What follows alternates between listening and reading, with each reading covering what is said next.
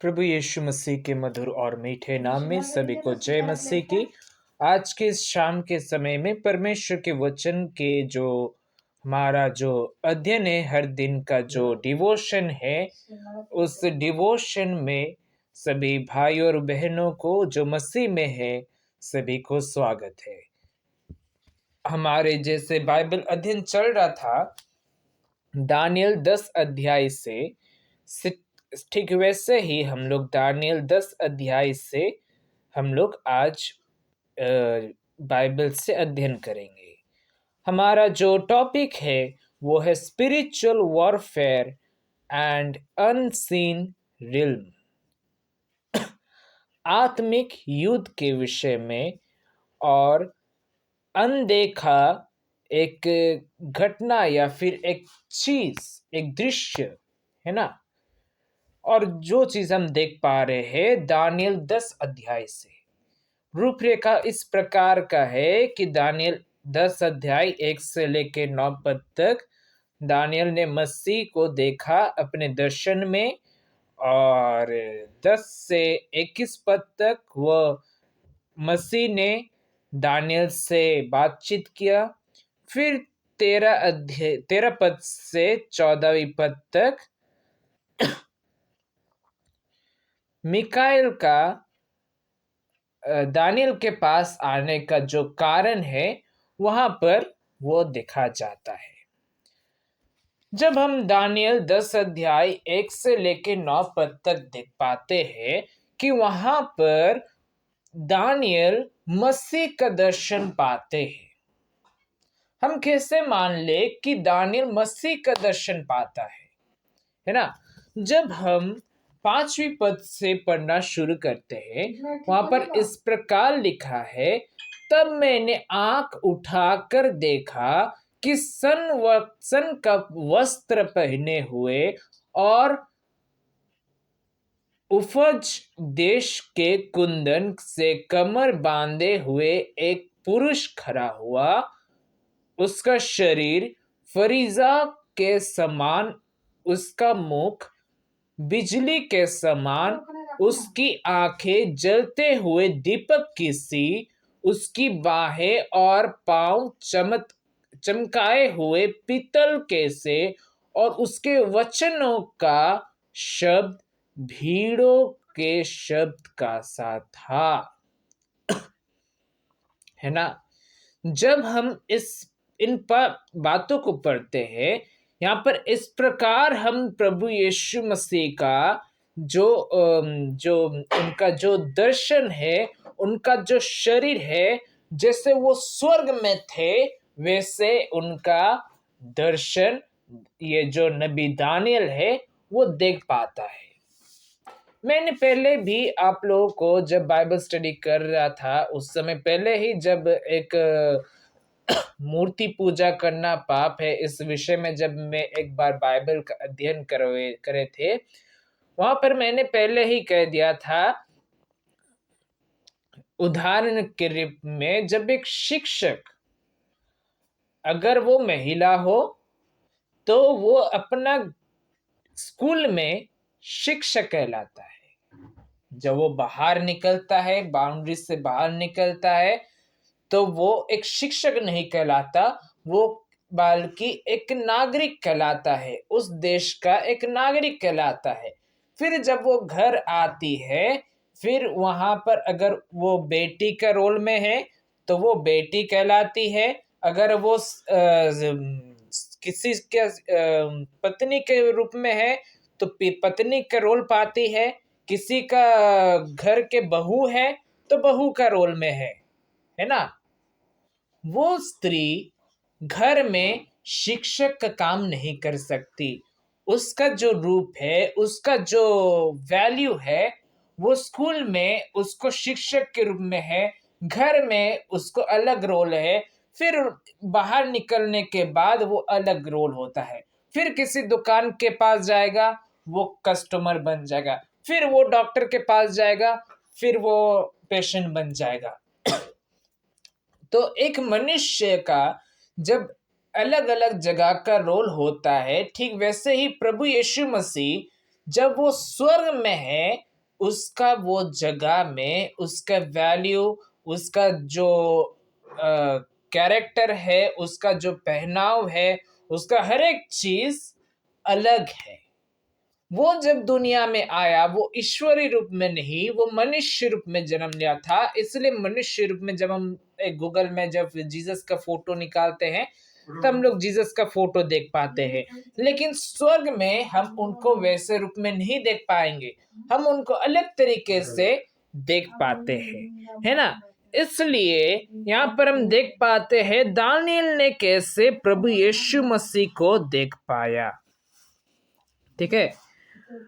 जैसे 5वीं और 6वीं पद में है, जब हम लोग प्रकाशित वाक्य उसका 19 अध्याय और उसकी 12वीं पद को पढ़ते हैं, वहां पर क्या लिखा है हम लोग देखेंगे। प्रकाशित वाक्य 19 अध्याय और उसका 12वीं पद हम सभी को निकालेंगे। और वहां पर इस प्रकार हम देख पाते हैं, लिखा है कि उसकी आंखें आग की ज्वाला है और उसके सिर पर बहुत से राजमुकुट है। उस पर एक नाम लिखा है जिससे उसको छोड़ और कोई नहीं जानता, है ना। तब यहाँ पर देख पाते हैं कि प्रभु यीशु मसीह कौन है। ठीक है।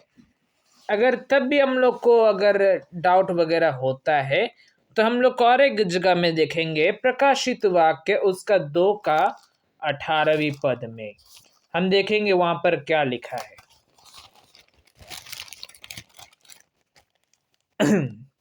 पर इस प्रकार लिखा है, थुआतीरा की कलीसिया के दूत को यह लिख, परमेश्वर का पुत्र जिसकी आंखें आग की ज्वाला के समान और जिसके पांव उत्तम पीतल के समान है, वह यह कहता है कि, यहाँ पर परमेश्वर का पुत्र कौन है? प्रभु यीशु मसीह।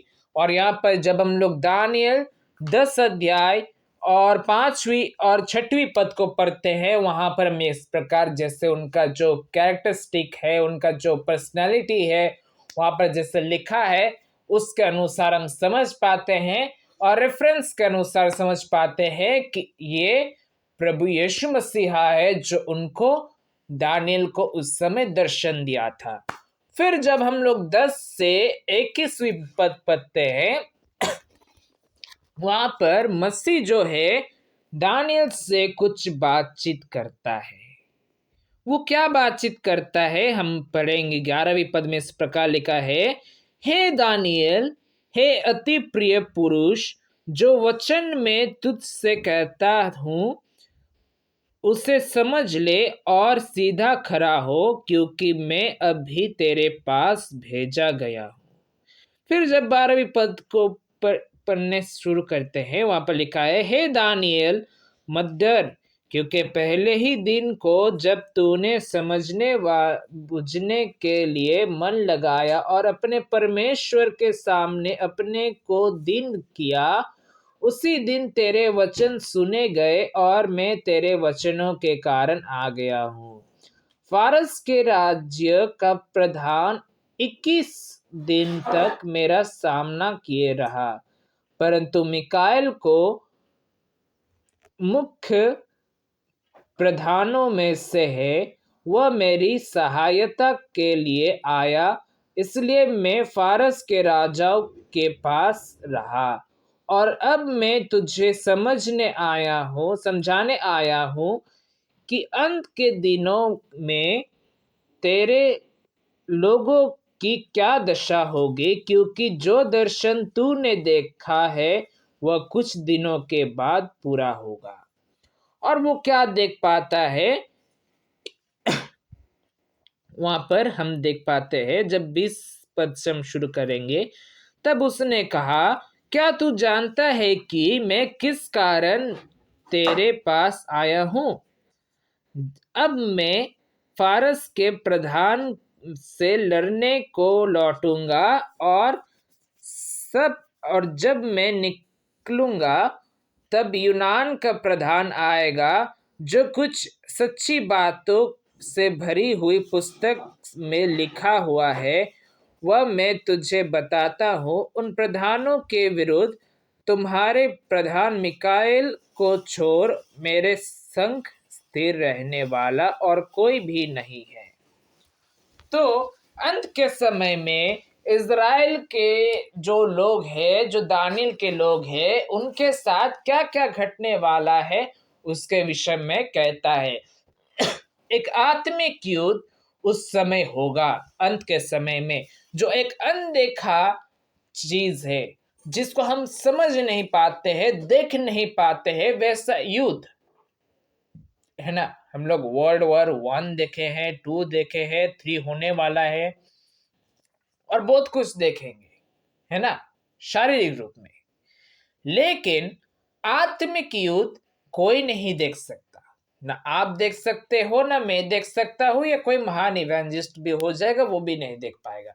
लेकिन आत्मिक युद्ध हमारे बीच में अभी भी हो रहा है। इसलिए इफिसियों का 6वीं अध्याय में पहले से कह दिया है कि आत्मिक युद्ध के लिए तैयारी क्या क्या करना चाहिए, है ना।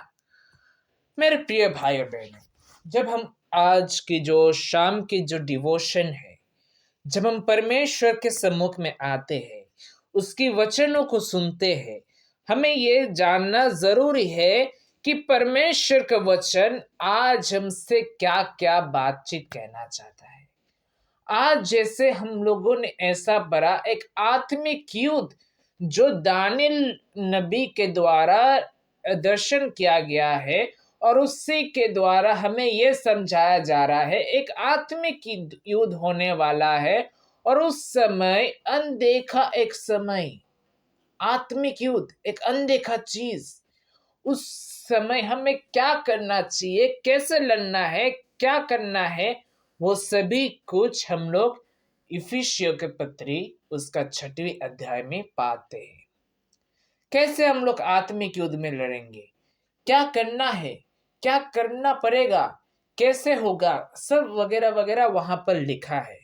और इसी बात में मिकाएल का जो दानियल के पास आने का जो कारण है, जब हम 13 से 14वीं पद को पढ़ते हैं, वहां पर इस प्रकार लिखा है, फारस के राज्य का प्रधान 21 दिन तक मेरा सामना किए रहा, परंतु मिकाएल जो मुख्य प्रधानों में से है वह मेरी सहायता के लिए आया। इसलिए मैं फारस के राजाओं के पास रहा और अब मैं तुझे समझाने आया हूं कि अंत के दिनों में तेरे लोगों की क्या दशा होगी, क्योंकि जो दर्शन तूने देखा है वो कुछ दिनों के बाद पूरा होगा, है ना। इसी रूप से प्रभु यीशु मसीह उसको समझाता है कि कैसे क्या होने वाला है, और अंत के समय में जो एक आत्मिक युद्ध, जैसे हम प्रकाशित वाक्य उसका 20 अध्याय में जब हम जाते हैं, वहां पर एक युद्ध के विषय में कहता है जहां पर शैतान का विनाश होता है ना। शैतान का जो कार्यक्रम है सब कुछ अनंत काल के लिए बंद हो जाता है, वहां पर इस प्रकार देख पाते हैं। इसलिए हमें उस आत्मिक युद्ध के लिए तैयार करना है। हमें ना कि अपने घर में लड़ाई के लिए, ना कि बाहर के किसी एक युद्ध के लिए, उसके लिए नहीं तैयारी होना है। हमें अपने शरीर को नहीं बल्कि अपने आत्मा को आत्मिक रूप से ऐसा बलवंत करना है, ऐसा तैयार करना है जिससे हम आत्मिक युद्ध में हार ना जाए।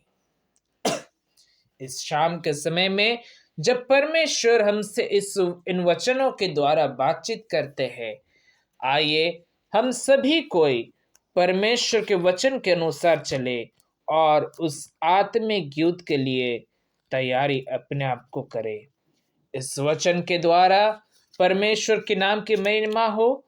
आएंगे हम लोग फिर से, कल हम लोग इसी समय में परमेश्वर के वचन से हम लोग अध्ययन करेंगे। सभी को जय मसीह की।